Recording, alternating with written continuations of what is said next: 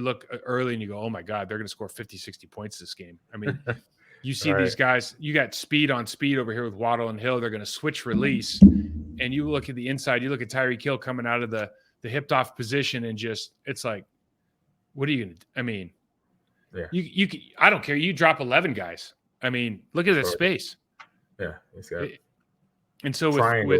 with Tua, 10 yards apart there. Yeah, it's just he's got 4 guys in. He's thrown into a 4-man box, and the guy's still wide open by 10 yards because he's just so fast. They're just threatening with speed. It affects everybody, and we talk about this. They're so worried, and we see this play by the Packers a lot. They go the cross action. They got the 2 tight ends hipped off on each side, but because of the late motion, because we scoot over with Jaron Reed here. Jaron gets a little bit screwed up and starts following the quarterback. Mostert's out the side for 20. Big play. Nice tackle by Amos. But that stuff, it's just hard, right? Yeah, and then, you see Walker, he Olay a block on that last play, too, instead of just taking the block on or, creating a muddle for Mozart. His feet sometimes is quick, but if you create that muddle, you can still try to slow him down. Quay, I know last week we were talking about how he shot the gap and everyone's, blah, blah, real happy and everything. This week, number 81. I don't for know. DeGoria or for Miami? Sorry. For Miami. So Durham Smythe from Notre Dame. Got it. He gloved early in the game. He was gloving him up.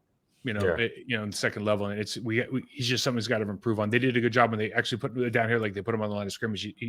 The defense overall was more effective, but you see here because they've been running that lead with the F back, with the fullback or the tight end. Well, they'll motion that guy across, speed him up, and then he'll kind of attack that defensive end up to the safety or linebacker. You see what happens just when they go in this quick motion.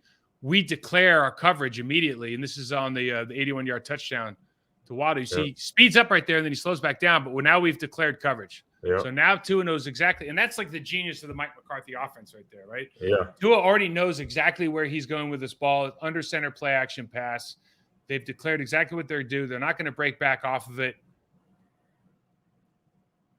And I mean, it's there, and then speed takes over, and this is where bouncing calls was not even worthwhile. it was an attempt. I'm glad that he attempted.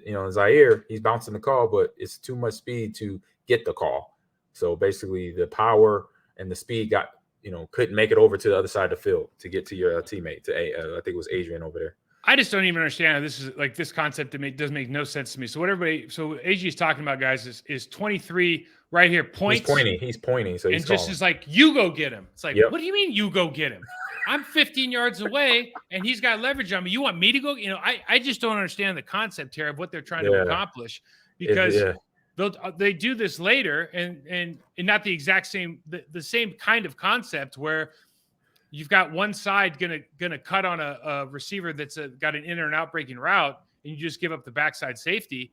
But there's no way he's chasing him down. I mean, there's just no way Adrian Amos is chasing Waddle down across the field. That just doesn't make any sense to me. Yeah, with the leverage for Amos, he's inside the numbers. He can't, if he's cutting right now, he's already beat. So he has to go to the numbers or outside, and he gets to the numbers, but there's still the speed takes over for Jalen Waddle. And obviously he has help with Tyreek Hill to get in Adrian's way.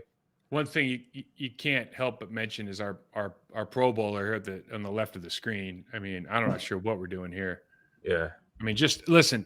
You get him down the 40 or the 35 going in, you got a shot. Yeah, you got to slow down. Something. I know you don't want to slow down, but you're like, I know you're taking your shot there because it's like, I'm not going to stop him if I don't. But God, it's got to be sound. Fundamental football still has a part to play in the NFL. 100%. Shoot for the hips. So we look at this again, man, and AG, this is a coverage thing. This is not on Alexander. This is on what they're telling him to do. He's playing. He's over 10 yards off. They're on the 36-yard line. This cover 3 or cover 1? So this is just a cover 3 look. Yeah. Okay. And they're going to buzz the safety down to the flat. Yep, I see the safety's already there. So you see at the top of this route when he makes his cut, he's got an 8-yard cushion still. So he started with a 12-yard. He's still got an 8-yard cushion, and there's nobody in the middle of the field. Mm-hmm. And you're just thinking to yourself, like, I don't know. I mean, an 8-year-old could draw up this this route and go, listen, if you don't put anybody in the middle, can we throw it to that Dolphin in the middle of the field? It's like, yeah, I think so. I think we can do that. Yeah, because Zaire's got to hold his responsibility of cover 3 zone, so he has a deep third. So he has to put his technique there to honor it, so the coach is not up his butt in film review, basically. Yeah, yes, absolutely. But when you can play cover 3 pressed, you can play cover 3 in a bunch of different ways. Yep. But should you be? My question is always going to be: should you be playing cover 3 with a 12-yard cushion when the guy across from you runs a 4-1? No, I don't know. Right? Yeah, So here's Tyreek Hill on the bottom of the screen, and what we talked about, or what everybody's talked about, is, hey, it would be really smart to reroute these guys. Get your hands on them as much as you can. Yes, you have to. And you look at this, and Rasul's press, you think, great, and he just bails. No, I gotta put something on his chest. You got to do something, right? And he's bailing because he's worried about holding his leverage here. But they're either running that or the motion affected his choice of not doing it because they saw the motion come over. He just saw the movement, maybe. Yeah, exactly. He might think because he has to keep outside leverage in the run. Exactly. So he thought the guy was coming to him, so he might have had a just say, "Oh, I got to bounce out now because we have an extra receiver potentially coming over." So, but these guys we're playing quarter, half to the field. Okay, so what that means is we got a quarter of the field. Alexander's got a quarter of the field. I think this is Amos. I can't remember if it's Amos or Savage. The guy on the right of the screen right now has a quarter of the field, and then the safety here has half. So he has the entire half. What happens is, as Waddle makes his outbreaking route, we get the safety on the quarter of the field side who's on the hash marks right now to turn his body and stop running. And this is like one of the things we talked about last Thursday. They kill people on this specific route every single game, whether they connect it or not. They killed this because when Tua lets this ball go, there's nobody here. No. And the leverage that Tyreek Hill has now on this safety, look, you could barely start seeing the safety here. Right? Tua could throw that ball from anywhere from there to darn near the sideline, and that dude's going to run and be able to get it. Yeah. That's the kind of speed they have. So this throw, there was yesterday, I don't know what the commentators talking about. Man, this throw's a lot harder than that 4th and 1 look for Watson when he's got to drop it in the bucket. Are you crazy? You could literally throw it to anybody with this guy. Yeah. But these are the kind of plays that this team is just capable of making. They are just amazing from a speed standpoint, man. It really is impressive. So this is something that happens early in the game. Go ahead, AG. Sorry. No, that's it. It's a problem. That was it. It was quick. Early in the game, we're continuing to play that box technique. Hollins is out here against Armstead, but he's going to take on that cross action tight end, and we're just not closing the gap and we're giving up way too much space here. So we've been kind of complaining about this all year. You see the space that they have to run in. Now, Armstead gets a holding call here, but that's really not the point. The point is we're not attacking this play. Yeah. And the gap 68 can run through the gap without getting touched. That just means we got a real problem. Because he's able to completely cover Quay Walker, who's in the hole trying to do his job as a linebacker, and shed the block, and he can't really do that. So I think this is we're going to start the turning point of the game here for me. Yeah. So this is an interesting play for a number of reasons, right? So obviously it's good to see the D tackles winning against their offensive line. You go motion across. I think Gesicki's out here on the left. You can't see him. But you look, and he's got two guys, to be fair. If this is an anticipation throw, he's got Gesicki open, right? He can let that ball go to the middle of the field for Gesicki on this break right now. And he's also got Mostert on the out route because Devondre Campbell's only can cover one of them. So this throw is available, but he really wants Tyreek Hill coming across the middle. That's who he really wants. So he's looking over. And if this isn't all of a sudden, you got some people in your face, you got two people that are kind of in that throwing lane. We got a little bit of a panic.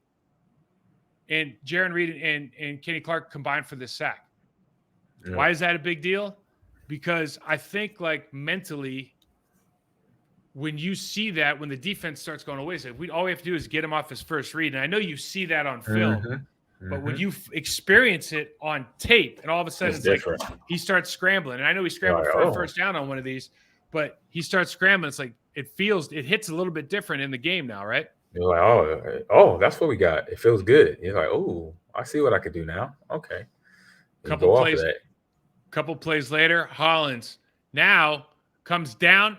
Look how he takes the space again. Like, I know this is kind of a little thing, but this is huge for me. Like, you see all these down blocks, you got to close that space. Great job. Now you keep your shoulder pad square to the line of scrimmage. You're kind of knocking them with your inside shoulder. And what's that allow you to do? Slip underneath.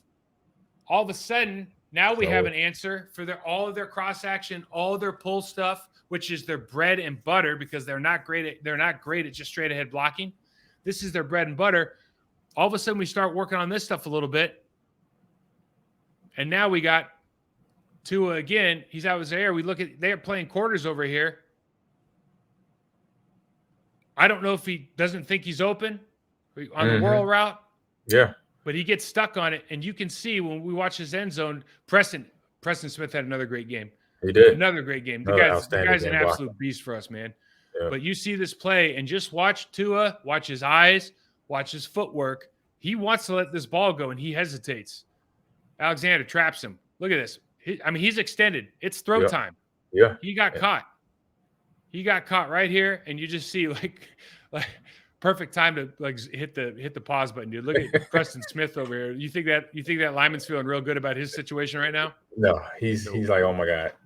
He's not. No. Oh God. And a fumble out. No. So he's having a bad moment. It's not that. So that happened in, I think, late first quarter, second quarter. It's not that they stopped moving the ball, but it's that the defense in that moment, in that series of plays, and then Jaron Reed, I think the next series he gets the fumble when they're driving off Mostert when they're driving to score. So it was the second quarter. But so they have that confidence. This is the confidence getting built up play by play and successful plays, because then it's plays in the backfield. Yes, sir. Boom, that's what happened. Cause and effect. We talked about this would be at the top, and we talked about it last week. Their tight ends, they do not have George Kittle, right? Yeah. And this guy is not blocking Wyatt. Wyatt looked like an all-pro right here. Just beat the brakes off him. All of a sudden, those pressures. What happens to a young quarterback, AG? We know this, man. If you get, a field pressure, all of a sudden your eyes go from downfield, start looking at the rush. And one thing Tua did not do yesterday, I don't know if he's done it all year at an elite level, at a Patrick Mahomes level, since we're talking MVP race. When he gets out of the pocket, is he finding guys and creating plays? It doesn't. Yesterday, it certainly didn't look that way, did it? No, he definitely wasn't doing that. He was just trying to get out of the middle, because that's where the heat was at. And okay, I could get out of the pocket. Oh, I'm gonna just throw it away. That was his best option for himself, not thinking and looking downfield for his open receiver. So we got Preston over here, and listen, they switched to this in the second half a little bit more, where they brought an extra guy on the line of scrimmage. Either they did that or they hipped off the safety, but they're basically saying, hey, we're going to go to where your cross action guy's going. 81's on the other side. We're going to bring the extra man over here, and we're going to slant. We're going to cause havoc. You're not going to run this play anymore. Takes on one, opens up, easy play. Preston, you can't best run defender on our. I mean, he just plays at a high level. Yeah. But now Hollins comes back, does a great job, closes it down. Same thing. All you have to do is close down that space. They went wrong shoulder that time, which we always talked about, AG, right? You can go near shoulder, you can go wrong shoulder and spill it. And if you spill it, your safety comes down and makes the play. He's already in the box. Yeah, create that muddle of bodies, and people got to get high knees and step over, and then he can't reset his feet to get moving upfield. And then that's when the defenders can come down and get all your teammates there for the block party tackle.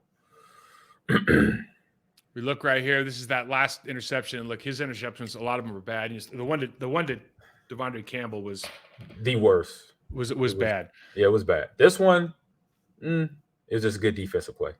It's true, but what you see here that's interesting is Rasul does a good job, because he's not playing man coverage here, right? He's playing his zone. He made it look like man. Yes, that's what he did. He was cheating. I had DBs on my high school team his freshman year. One of my DBs, I'm like, why are you baiting the quarterback? He's like, why? We're doing 7-on-7. He's like, what are you talking about, coach? I said, I said, Elijah, I'm a former NFL player. I know what baiting the quarterbacks look like. He's like, I was like, where'd you learn that from? He said, oh, my dad taught me. He had me watch some Deion Sanders film. I wish you would have said Madden. The thing about this pass though is, bro, Right.